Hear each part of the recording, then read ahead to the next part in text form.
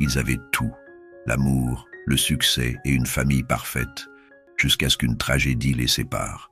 Pendant de longues années, Vincent et Estelle ont vécu avec la douleur d'un vide impossible à combler.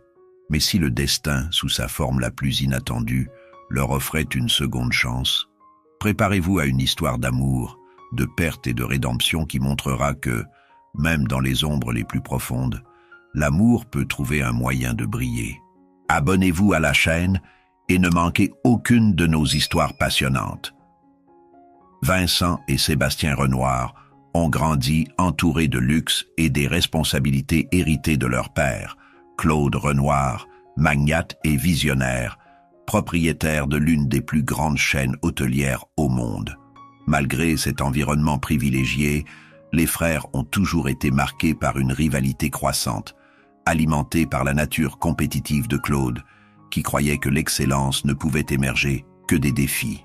Sébastien, l'aîné, était un jeune homme charismatique, mais au tempérament impétueux et doté d'un fort sentiment de droit.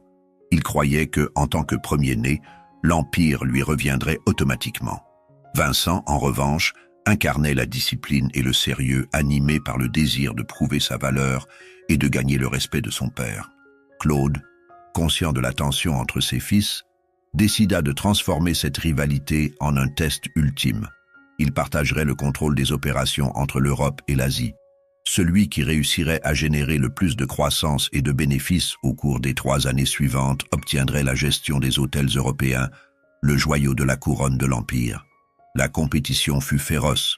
Tandis que Sébastien misait sur des extravagances pour attirer les clients, Vincent adopta un modèle de gestion innovant, axé sur des expériences personnalisées et une excellence opérationnelle. À la fin du délai, Vincent fut déclaré vainqueur. Pour Sébastien, cette défaite fut amère et sema les graines d'une jalousie silencieuse. Des années plus tard, Vincent, désormais à la tête des hôtels européens, était devenu une figure respectée dans le milieu.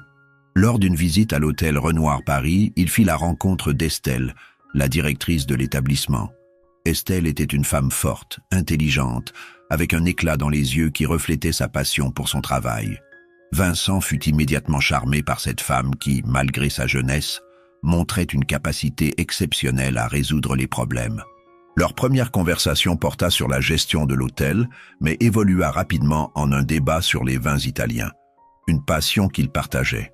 Vincent fut impressionné par la perspicacité et la spontanéité d'Estelle.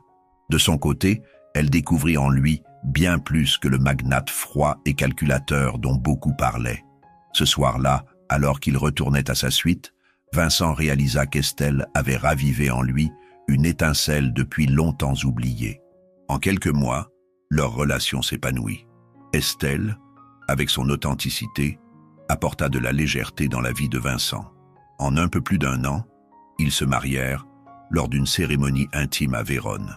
L'amour entre Estelle et Vincent était une flamme qui illuminait même les jours les plus ordinaires. Leur lien était rare, fait d'une admiration mutuelle et de petits gestes tendres qui témoignaient de leur profonde compréhension.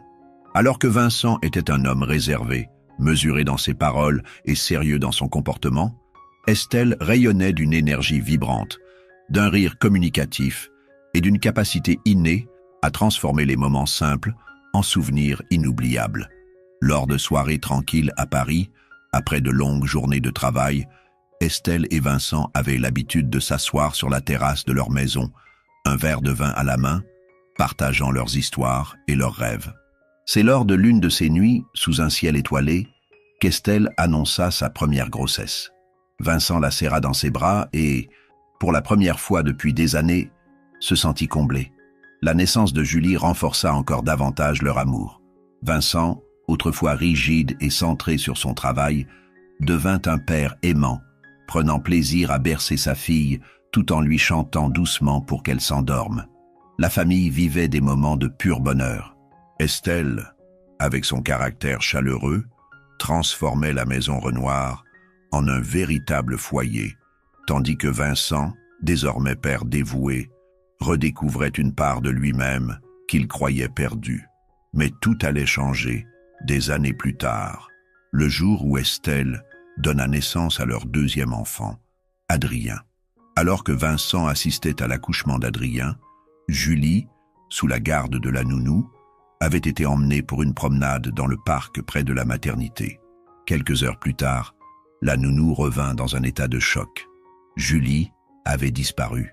La disparition de Julie, le jour de la naissance d'Adrien, fut un coup brutal qui brisa l'harmonie de la famille. Estelle s'effondra en larmes en apprenant la nouvelle, sa joie pour la naissance d'Adrien se mêlant à la douleur de perdre son aîné. Vincent, en entendant le récit de la nounou sur ce qui s'était passé, ressentit un mélange de panique et de fureur. Il laissa tout tomber et courut sur les lieux où Julie avait été vue pour la dernière fois. Le parc était désert à la tombée de la nuit, mais l'esprit de Vincent bouillonnait de questions. Comment cela avait-il pu arriver? Pourquoi personne n'avait rien vu? Il refusait d'accepter que sa fille ait disparu sans laisser de traces. La police lança une enquête intensive.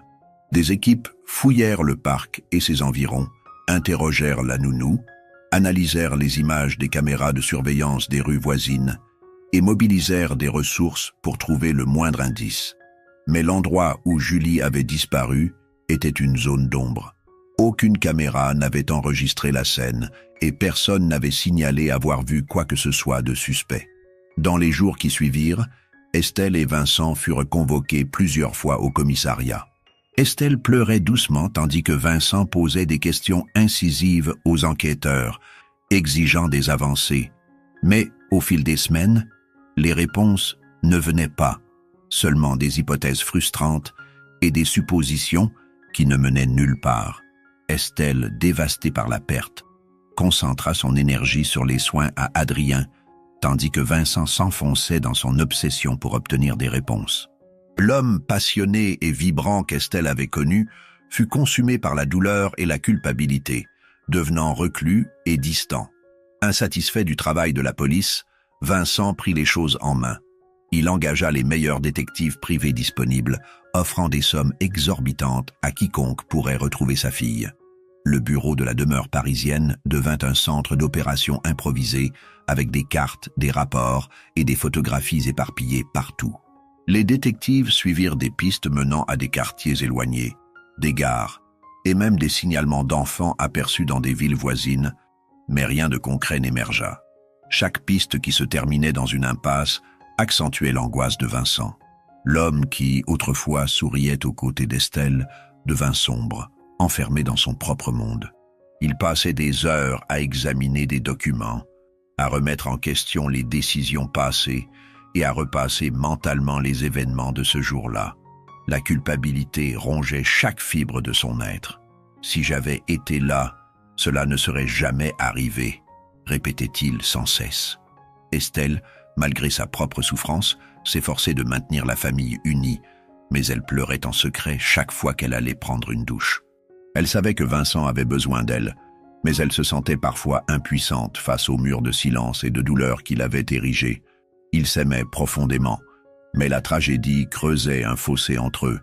Alors qu'Adrien grandissait, Estelle faisait de son mieux pour créer un foyer chaleureux, mais l'absence de Julie était un fantôme toujours présent. Chaque anniversaire de leur fille disparue était marqué par un mélange d'espoir et de désespoir. Vincent participait rarement à ces célébrations symboliques, préférant s'isoler dans son bureau. Pour lui, chaque moment heureux sans Julie ressemblait à une trahison. Même les moments de joie avec Adrien étaient empreints de l'ombre de ce qui avait été perdu. L'amour entre Vincent et Estelle subsistait, mais il était profondément ébranlé par les cicatrices de la tragédie. Pour Vincent, la disparition de Julie était une plaie ouverte, un mystère sans fin qui hantait chaque aspect de sa vie. Le temps avançait, mais la blessure laissée par la disparition de Julie ne se refermait jamais. Estelle et Vincent restaient ensemble, mais le bonheur qu'ils avaient construit était en ruine. Le bonheur semblait avoir tourné le dos à la famille Renoir. Le temps, implacable comme toujours, s'écoulait sans pitié. 11 ans après ce jour fatidique où Julie avait disparu, le poids de son absence restait aussi vivant que lorsqu'ils avaient reçu la nouvelle. Pour Vincent, la douleur de la perte n'était pas qu'une blessure. C'était une ombre constante enveloppant chaque aspect de sa vie. À chaque éclat de rire d'Adrien, il se demandait comment ce serait d'entendre ceux de Julie. À chaque anniversaire célébré, il ressentait une absence criante qu'aucun cadeau ne pouvait combler. « Elle aura 13 ans la semaine prochaine », dit Vincent un soir en préparant sa valise. Estelle, sans le regarder directement, répondit simplement « J'espère qu'elle est protégée et heureuse. » Où qu'elle soit, Estelle avait appris à porter la douleur de manière plus silencieuse, canalisant son amour vers Adrien et Vincent. Mais la tristesse dans les yeux de son mari lui rappelait qu'il restait un homme perdu dans sa propre tempête. C'était un matin d'automne à Lyon, et Vincent se trouvait en ville pour une réunion d'affaires. Leur anniversaire de mariage approchait, et il avait décidé d'acheter un cadeau spécial pour son épouse, qu'il aimait profondément malgré l'absence de grandes démonstrations. Il choisit de flâner un peu dans la ville. L'architecture grandiose, les rues pavées et le murmure des foules donnaient à la ville une énergie vibrante. Mais pour Vincent, il avait en tête de trouver le cadeau parfait et transforma cette promenade en une mission spéciale. Peut-être quelque chose qui pourrait raviver les sourires qui, ces dernières années, se faisaient de plus en plus rares. Quelque chose qui pourrait exprimer ce qu'il n'arrivait pas à dire avec des mots, qu'il l'aimait de tout son cœur et qu'elle était la femme de sa vie. Mais alors qu'il marchait dans les rues animées du centre, il ressentit un poids étrange sur la poitrine et une faiblesse soudaine dans les jambes. Il tenta de s'appuyer contre un mur proche, mais sa vision se brouilla, et il posa son dos contre la paroi pour soutenir son corps. Des passants pressés défilèrent devant lui, sans même s'arrêter, comme si cette scène n'était qu'une banalité de la ville.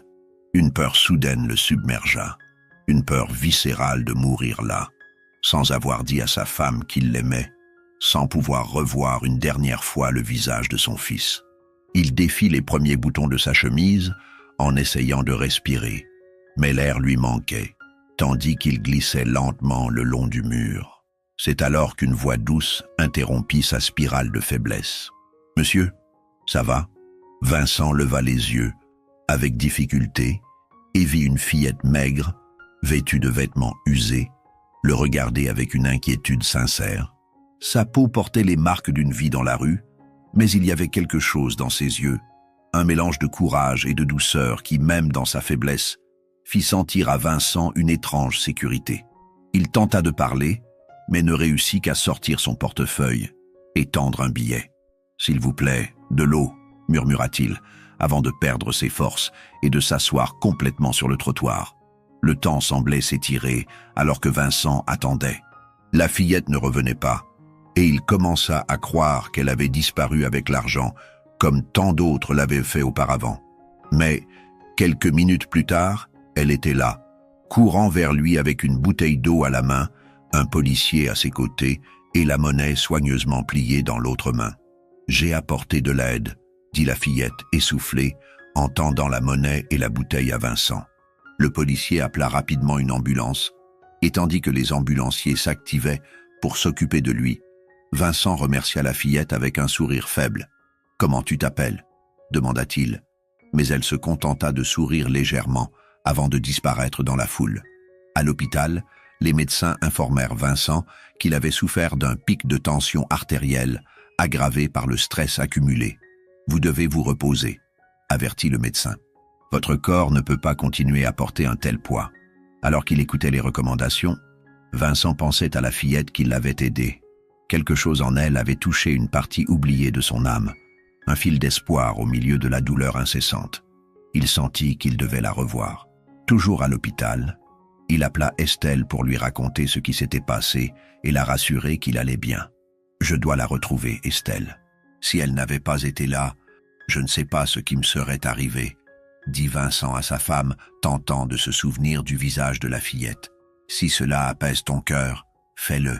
Mais prends soin de toi et suis les recommandations du médecin. » le supplia Estelle, la gorge serrée. « Reviens vite, s'il te plaît. » Le lendemain, après avoir été autorisé à quitter l'hôpital, Vincent retourna à l'hôtel, et le même jour, il reprit les rues de Lyon à la recherche de la fillette. La quête fut plus difficile qu'il ne l'avait imaginé. Il passa 3 jours à errer dans les places et ruelles, questionnant commerçants et sans-abri, avec Estelle le suppliant de revenir. Lorsqu'il finit par la retrouver, elle était assise dans un coin, un morceau de pain à la main, regardant distraitement le mouvement de la ville. « Tu es doué pour disparaître », dit Vincent avec un sourire bienveillant, ce qui la fit sursauter en le voyant. Au cours de la conversation qui suivit, il découvrit que la fillette s'appelait Louise, un nom qui lui serra immédiatement le cœur. Louise avait été abandonnée devant une maison modeste alors qu'elle était encore toute petite. La famille qui l'avait recueillie l'avait élevée avec amour, mais un destin cruel les avait emportés trop tôt. Refusant d'aller dans un orphelinat, Louise s'était enfuie et vivait dans les rues depuis quelques mois. Alors qu'il écoutait son histoire, Vincent ressentit une connexion inexplicable. Peut-être était-ce à cause de son prénom, le même que celui de sa mère décédée, ou de la manière dont ses yeux brillaient d'espoir malgré les épreuves. Il ne savait pas l'expliquer, mais il sentait que la vie l'avait conduite à elle pour une raison. Vincent prit une décision impulsive, mais qui semblait juste. « Tu voudrais venir avec moi à Paris ?» demanda-t-il. Louise hésita, mais la sincérité dans les yeux de Vincent la convainquit. À leur arrivée à Paris, Vincent expliqua la situation à Estelle, d'abord par téléphone, puis lors d'une conversation profonde et émouvante à la maison. Estelle, toujours dotée d'un cœur accueillant, hésita au début, mais finit par accepter de donner un foyer à Louise. Sa présence apporta une lumière inattendue dans la maison. Malgré son passé douloureux, pour la première fois depuis des années, Vincent sentit que le destin lui offrait une seconde chance d'aimer et de prendre soin de quelqu'un de tout son cœur. Et tandis qu'il observait Louise courir dans le jardin, il se demanda si elle n'était pas plus qu'une simple coïncidence. Peut-être tout simplement un cadeau du destin pour combler le vide laissé par Julie. Au fil des jours, la maison des Renoir semblait plus vivante que jamais depuis l'arrivée de Louise. Malgré son histoire triste, la fillette dégageait une joie naturelle qui illuminait tout sur son passage. Elle courait dans les couloirs comme si elle explorait un château de contes de fées, son rire résonnant dans les murs qui, pendant des années, avaient été marqués par le silence et la mélancolie. Adrien s'attacha à la fillette dès leur première rencontre. Elle semblait avoir à peine 1 ou 2 ans de plus que lui, bien qu'elle paraisse moins développée physiquement. Vincent observait de loin, charmé mais également inquiet. Chaque rire de Louise réchauffait son cœur, mais ravivait aussi le souvenir de Julie. Il se demandait souvent, en silence, s'il était juste de permettre à Louise de prendre une place qui n'aurait jamais dû être vide. Quelques mois plus tard, un soir, alors que Vincent était assis dans son bureau, Louise entra timidement. « Je peux entrer ?» demanda-t-elle, tenant un carnet rempli de gribouillis. « Bien sûr, Louise. »« Qu'as-tu là ?» répondit-il, s'efforçant de sourire et de chasser les ombres de ses pensées. La fillette entra, immédiatement suivie d'Adrien. « J'ai dessiné vous et Madame Estelle, » dit-elle en tendant le carnet. Le dessin était simple mais chargé d'émotion. Il représentait 4 personnages, Louise, Estelle, Adrien et Vincent, se tenant la main, avec un soleil souriant au-dessus d'eux. « Tu l'aimes ?» demanda-t-elle, ses yeux brillants d'espoir. Vincent regarda le dessin pendant un moment avant de répondre, la voix légèrement tremblante. « Il est magnifique, Louise. Vraiment magnifique. Elle dessine très bien, pas vrai, papa ?» demanda Adrien avec un sourire. Les yeux déjà humides, Vincent répondit, essayant de cacher son émotion. « Oui, mon fils. Louise dessine très bien. » Louise sourit, et les 2 enfants coururent dehors en riant, laissant Vincent seul avec ses pensées.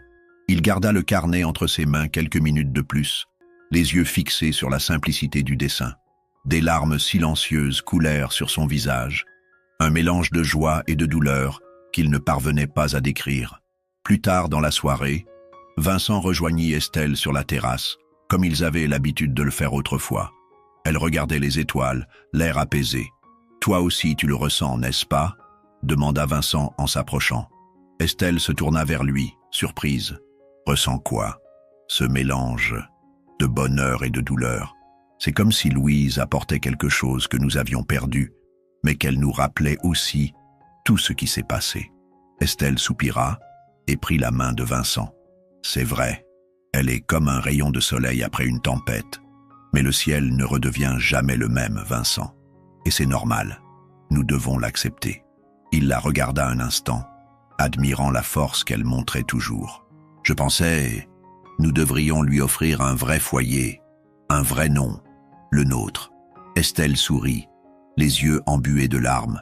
Tu crois qu'elle est prête pour ça? Que nous sommes prêts pour ça? Je ne sais pas, mais je pense qu'on doit essayer, répondit Vincent avec sincérité. Elle le mérite, et peut-être que nous avons plus besoin d'elle que nous le pensons. Le lendemain matin, Vincent et Estelle appelèrent Louise dans le salon. La fillette entra prudemment, comme si elle craignait d'avoir fait une bêtise. « Louise, » commença Estelle en s'agenouillant à sa hauteur, « nous avons quelque chose d'important à te dire. » Louise regarda tour à tour Vincent et Estelle, curieuse. « Qu'est-ce qu'il y a? J'ai fait quelque chose de mal? » « Non, ma chérie, bien sûr que non, » dit Vincent en posant une main sur son épaule. « En fait, nous voulons savoir si tu aimerais faire officiellement partie de notre famille. Cela signifie que tu porterais notre nom de famille et que cette maison serait ton foyer pour toujours. » Les yeux de Louise s'écarquillèrent et elle resta silencieuse un moment, comme si elle essayait de comprendre ce qu'on lui proposait. « Je pourrais vraiment être votre fille ?» Estelle hocha la tête, les larmes roulant sur ses joues. « Tu l'es déjà, Louise. Nous voulons juste officialiser cela. » Louise les serra tous les deux dans ses bras avec force. « Oui, oui, je veux. » Dans les jours qui suivirent, la maison sembla encore plus pleine de vie. L'adoption fut officialisée lors d'une cérémonie simple mais pleine de sens. Pendant le processus, Vincent eut la possibilité de changer le prénom de Louise, mais il refusa. Pour lui, Louise était un prénom précieux. Louise est le plus beau prénom que je connaisse. C'est un prénom qui porte en lui la force, l'amour et l'espoir. Et tu es tout cela, ma fille. Louise serra une nouvelle fois Vincent dans ses bras, et il sentit quelque chose changer en lui. Pour la première fois depuis des années, le vide laissé par Julie semblait un peu moins douloureux. Pas parce que Louise la remplaçait, mais parce qu'elle apportait une nouvelle forme d'amour qu'il ne savait plus capable de ressentir. Les mois passèrent, et ils décidèrent de fixer la date d'anniversaire de Louise au jour où elle avait sauvé la vie de Vincent à Lyon. Une date symbolique pour un nouveau départ et une renaissance. La douleur de l'absence de Julie ne disparut jamais complètement, mais Louise apporta une légèreté à la maison Renoir que personne n'attendait. Estelle et Vincent commencèrent à se rapprocher, trouvant un réconfort dans la famille qu'ils reconstruisaient. Une nuit, alors que Vincent regardait par la fenêtre, Estelle s'approcha et posa sa tête sur son épaule. « Tu crois qu'on retrouve notre chemin ?» demanda-t-elle doucement. Vincent lui prit la main. « Je crois que oui. Et Louise, elle est comme une lumière qui nous guide. » Estelle sourit. « Peut-être que le destin nous offre une seconde chance. » Ainsi, la famille Renoir entama un nouveau chapitre, encore marqué par les cicatrices du passé, mais empli d'espoir pour l'avenir. 2 ans passèrent, et désormais Louise avait 15 ans, tandis qu'Adrien en avait 13. C'était un après-midi gris à Paris lorsque Sébastien arriva à la maison Renoir. Il semblait être un homme brisé, son corps fragile et ses yeux cernés reflétant la maladie qui le consumait. Pourtant, quelque chose d'autre transparaissait dans son expression, un poids invisible, accumulé par des années de secrets et de remords. Lorsque Vincent le vit, il fut surpris. Ils se parlaient rarement, et les visites de Sébastien étaient pratiquement inexistantes. Malgré tout, il reçut son frère dans le bureau, partagé entre curiosité et prudence. « Sébastien, qu'est-ce qui t'amène ici ?» demanda Vincent d'un ton neutre. Sébastien hésita, ses mains tremblant légèrement, alors qu'il s'appuyait sur le dossier de la chaise. « Je n'ai plus beaucoup de temps à vivre, Vincent, » commença-t-il d'une voix rauque. « Et avant qu'il ne soit trop tard, je dois te dire quelque chose que j'ai gardé pour moi pendant des années. » Vincent fronça les sourcils, intrigué et légèrement alarmé. « De quoi parles-tu » Sébastien prit une profonde inspiration, comme s'il rassemblait tout le courage qui lui restait. « C'est de ma faute, » dit-il en fixant le sol. « Julie, son enlèvement, c'est moi qui l'ai organisé. » Le monde de Vincent sembla s'arrêter. Il resta silencieux pendant quelques secondes, fixant son frère comme s'il n'arrivait pas à croire ce qu'il venait d'entendre. « Quoi » murmura-t-il, sa voix à peine audible, mais chargée d'une colère grandissante. « Tu veux dire que tu as arraché ma fille à moi ?»« Oui, » admit Sébastien, les larmes coulant sur ses joues. « J'étais aveuglé par la jalousie, par le ressentiment. J'ai toujours cru que le père te favorisait, que tu avais tout alors que je me battais pour exister. Quand tu as remporté la gestion des hôtels en Europe, ça a été la goutte d'eau. Je voulais te blesser, et j'ai pensé que t'enlever Julie serait le moyen de le faire. Vincent se leva brusquement, renversant sa chaise. Tu es en train de me dire que toute cette douleur, toutes ces années de souffrance, c'est à cause de ta jalousie? Sa voix était un mélange d'incrédulité et de fureur. J'ai eu tort, Vincent, cria Sébastien désespéré. Je le sais maintenant. Quand j'ai réalisé ce que j'avais fait, j'ai essayé de réparer, mais il était déjà trop tard. J'ai engagé quelqu'un pour l'emmener et je lui ai demandé de la déposer dans un endroit sûr. Elle a été confiée à un couple modeste à Lyon. Puis il m'a appelé pour dire que le travail était fait et a disparu dans la nature avec l'argent que je lui avais donné. Vincent écoutait, son regard empli d'une haine profonde fixant son frère. 1 an après avoir vu plusieurs médecins, tous m'ont dit que je n'avais plus beaucoup de temps à vivre. Depuis, je cherche Julie. Le couple qui l'avait recueillie est décédé et une voisine m'a dit que les services sociaux l'avaient prise en charge. Alors je les ai contactés et j'ai appris qu'elle s'était enfuie. J'ai perdu sa trace. Alors que les 2 frères discutaient, Estelle entra dans le bureau, attirée par leurs cris.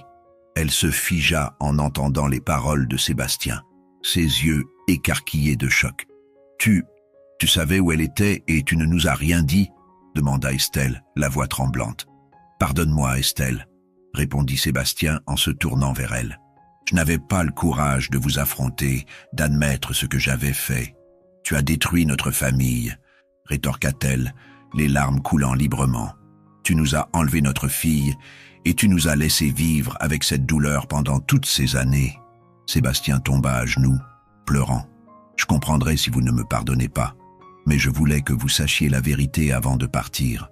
Je ne peux pas mourir avec ce poids sur ma conscience. » Vincent resta silencieux un long moment, respirant lourdement en essayant de digérer tout cela. Il voulait se jeter sur son frère et le frapper jusqu'à ne plus sentir ses bras, mais son corps ne réagissait pas. Il ne pouvait même pas bouger ses pieds. « Tu savais ce que tu faisais ?» dit-il d'une voix basse chargée d'émotion. « Tu savais, et pourtant, tu as choisi de blesser l'une des personnes que j'aimais le plus. Je ne sais pas si je pourrais te pardonner, Sébastien. » Sébastien leva la tête, les yeux implorants. « Je mérite ta haine, Vincent, mais s'il te plaît, retrouve Julie. Elle est peut-être encore vivante. » Après le départ de Sébastien, Vincent et Estelle restèrent silencieux dans le bureau. L'air semblait lourd, chargé des révélations. « Et si elle est vivante ?» demanda finalement Estelle, sa voix mêlant espoir et peur. Vincent ferma les yeux, tentant de retenir ses larmes. « Nous devons la retrouver, Estelle, peu importe le prix. »« Mais, et s'il est trop tard ?» murmura Estelle, la main sur le cœur. « Je ne peux pas penser à ça, » répondit Vincent fermement. « S'il y a la moindre chance que Julie soit encore là-bas, je la retrouverai, même si je dois retourner Lyon de fond en comble. Même si cela nous coûte toute notre fortune, je retrouverai notre fille. Je te le promets. » Le secret révélé par Sébastien rouvrit d'anciennes blessures et apporta une nouvelle vague de douleur à la famille Renoir. Mais en même temps, il ralluma une étincelle d'espoir. Une chance, aussi infime soit-elle, de ramener Julie à la maison. Et pour la première fois depuis des années, Vincent sentit qu'il avait un but clair, réparer l'erreur qui avait détruit leur vie. Désormais, la quête de réponse recommençait, mais cette fois avec plus de détermination que jamais. Les jours suivant la révélation de Sébastien furent marqués par une agitation fébrile dans la maison des Renoir. Vincent passa des heures à revisiter chaque détail de la confession de son frère, recoupant les informations avec les investigations privées qu'il avait menées des années auparavant. Mais cela ne le menait nulle part. Un soir, alors qu'il était abattu par l'absence de nouvelles pistes sur la localisation de Julie, Vincent était assis dans le jardin, observant Adrien et Louise dessiner. À un moment donné, quelque chose attira son attention. Adrien demanda à Louise si elle n'avait pas eu peur de dormir dans les rues de Lyon. Estelle arriva quelques minutes plus tard. « Mon amour, pourquoi es-tu si silencieux ?» demanda-t-elle en posant doucement sa main sur son épaule. Vincent lui fit signe de se taire et pointa du doigt les 2 enfants assis à quelques mètres, entourés de jouets. Louise racontait des épisodes de son passé. « Tu sais, j'avais bien plus peur de devoir vivre dans un orphelinat, dit-elle en dessinant. De petits détails commencèrent à émerger, comme des pièces d'un puzzle dans l'esprit d'Estelle en observant la scène. « Vincent, dit Estelle pour attirer l'attention de son mari, tu penses la même chose que moi, n'est-ce pas ?» Il la regarda, ses yeux fatigués mais pleins de détermination. « Louise, l'histoire du couple qui l'a recueilli, tout correspond à ce que Sébastien a dit. Mais, et si nous nous accrochons simplement à ce que nous avons tellement envie de croire ?» demanda Estelle hésitante. Vincent lui prit fermement la main. « Je dois savoir. Nous devons savoir. » Vincent et Estelle décidèrent d'agir discrètement pour protéger Louise de potentielles déceptions. Sans révéler leur véritable raison, ils emmenèrent Louise pour un test ADN, en lui disant qu'il s'agissait d'un simple examen de routine. Vincent et Estelle attendirent les résultats au laboratoire, comme si leur vie en dépendait. Quelques heures plus tard, le médecin entra finalement dans la salle avec une enveloppe à la main. Il les appela à part et tendit l'enveloppe. « Docteur, pourriez-vous l'ouvrir, s'il vous plaît ?» demanda Vincent. « Bien sûr, » répondit-il. Le médecin ouvrit l'enveloppe et, après avoir parcouru rapidement le document, il déclara « Monsieur, madame, les résultats confirment une compatibilité à 99%. Louise est votre fille. » Le monde de Vincent s'arrêta à cet instant. Une vague de soulagement, de joie et d'incrédulité l'envahit. Les larmes coulèrent sur son visage, alors qu'il serrait Estelle dans ses bras, tout aussi ému. « C'est elle, c'est Julie. » Ils s'embrassèrent, riant et pleurant à la fois, tandis que les deux enfants, assis non loin, les regardaient avec un air intrigué. Ce soir-là, de retour à la maison, Vincent et Estelle appelèrent Louise pour une conversation spéciale. La fillette, désormais habituée à la vie dans la maison, entra avec un sourire curieux. « Qu'y a-t-il ? J'ai fait quelque chose de mal ?» demanda-t-elle. « Non, ma chérie, rien de tout cela, » dit Estelle en s'asseyant à côté d'elle. « En fait, nous avons quelque chose de très important à te dire. » Vincent, qui tenait Adrien sur ses genoux, s'assit en face de Louise et prit ses mains dans les siennes. « Louise, tu te souviens de quand tu m'as raconté comment tu avais été laissée dans cette maison et du couple qui s'est occupé de toi ?» Elle hocha la tête, les yeux pleins de curiosité. « Oui, pourquoi ? Nous avons découvert quelque chose, » continua Vincent, la voix chargée d'émotion. « Tu as été laissée là par quelqu'un qui voulait me nuire. Comment ça ? Pourquoi ? » demanda-t-elle confuse. « Louise, tu es assez grande pour comprendre certaines choses, et ce que nous allons te dire est très sérieux. » Vincent parlait pendant qu'Estelle pleurait déjà à chaudes larmes. « Louise, mon frère t'a enlevé à nous et t'a envoyé loin. Cela s'est passé le jour où Adrien est né. Il te manquait moins d'un mois avant de fêter tes 2 ans. » Louise pleurait déjà, incapable de parler. « Ce que je veux dire, » reprit Vincent, « c'est que tu es notre fille, Louise.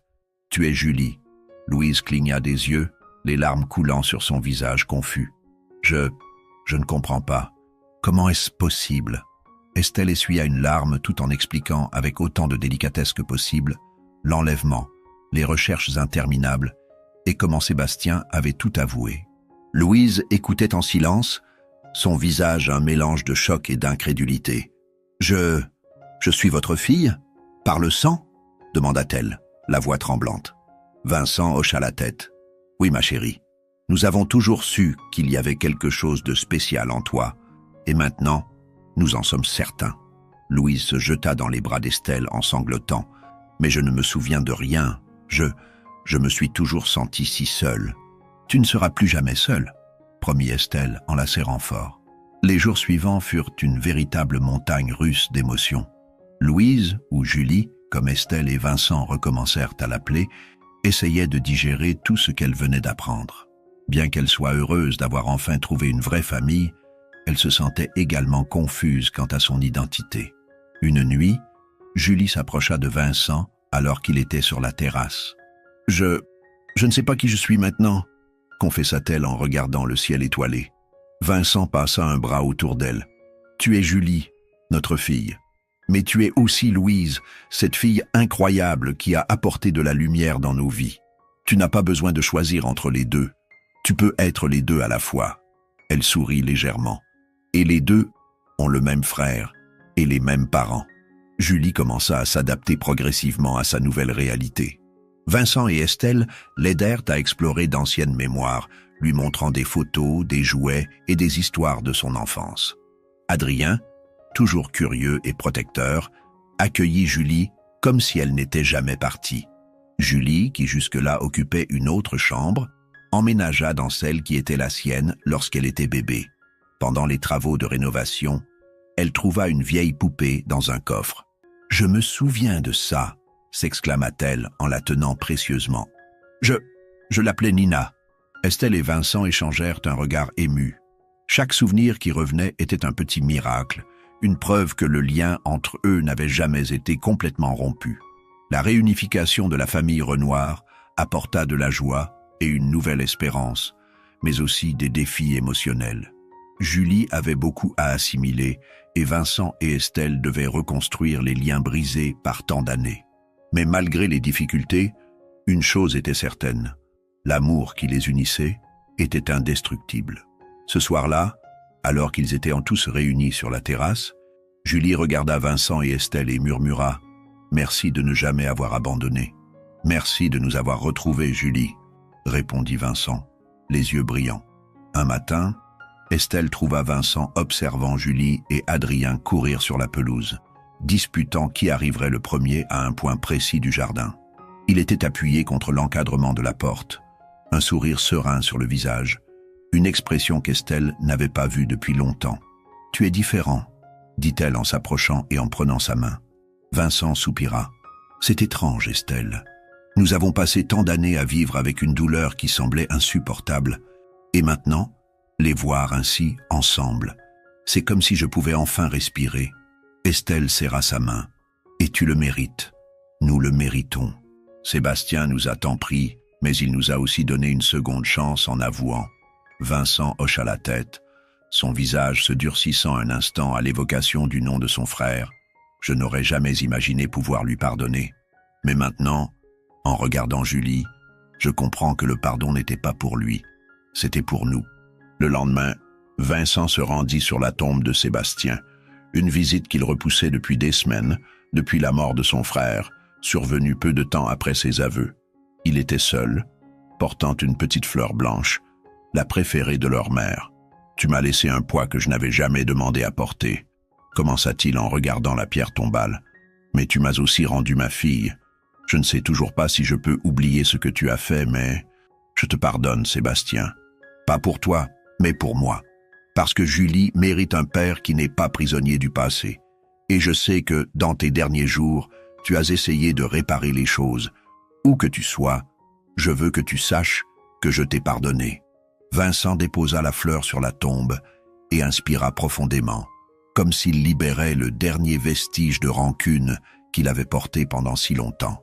Quelques semaines plus tard, la famille décida de célébrer.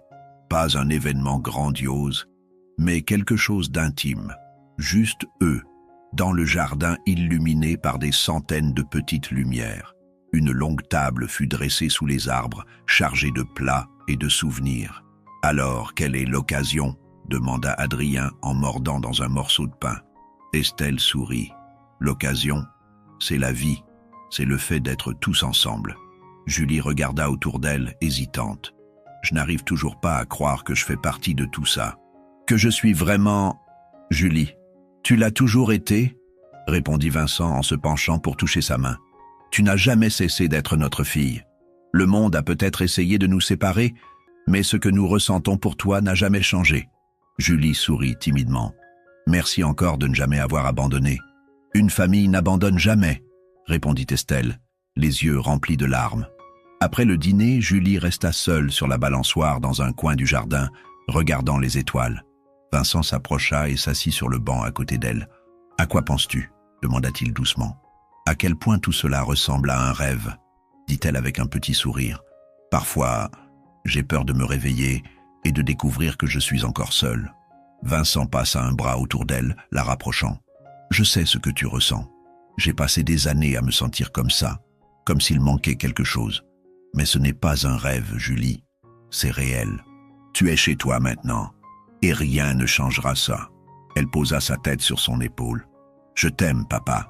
Le cœur de Vincent faillit exploser à ces mots. C'était la première fois qu'elle l'appelait ainsi, depuis qu'ils avaient découvert la vérité. Je t'aime, ma fille. Plus que tu ne peux l'imaginer. Alors que la nuit avançait, la famille resta réunie, partageant des histoires, des rires et des projets pour l'avenir. Vincent et Estelle savaient qu'il restait des défis à surmonter. L'adaptation, les souvenirs et les cicatrices qui ne disparaîtraient jamais, complètement. Mais ensemble, ils étaient plus forts que n'importe quelle adversité. Ce soir-là, avant de se retirer, Julie étreignit son frère et ses parents une fois de plus. « Nous sommes heureux, n'est-ce pas ?»« Oui, nous le sommes », répondit Estelle en embrassant son front. Et ainsi, sous le regard des étoiles, le bonheur régnait à nouveau dans la famille Renoir. Ce n'était pas parfait, mais c'était authentique, et c'était tout ce qui comptait. La maison Renoir était imprégnée d'une énergie renouvelée. La présence de Julie avait comblé les espaces autrefois vides, donnant vie à des recoins qui étaient restés silencieux pendant des années. Le jardin, autrefois un lieu de tranquillité solitaire, était maintenant le théâtre de rires, de jeux et de conversations au crépuscule. L'histoire de la famille Renoir nous rappelle que l'amour et le pardon sont les forces les plus puissantes que nous possédons. Même face aux pertes les plus douloureuses et aux défis les plus sombres, il est possible de trouver la rédemption et un nouveau départ. Peu importe à quel point le chemin est difficile, il y a toujours une lumière qui nous attend pour nous guider. N'abandonnez jamais ceux que vous aimez, car l'espoir peut transformer les moments les plus difficiles en miracles. Si ce message a touché votre cœur, laissez un like et abonnez-vous à la chaîne pour découvrir d'autres histoires inspirantes et émouvantes. Ensemble, répandons l'espoir et l'amour. Prenez soin de vous et à bientôt.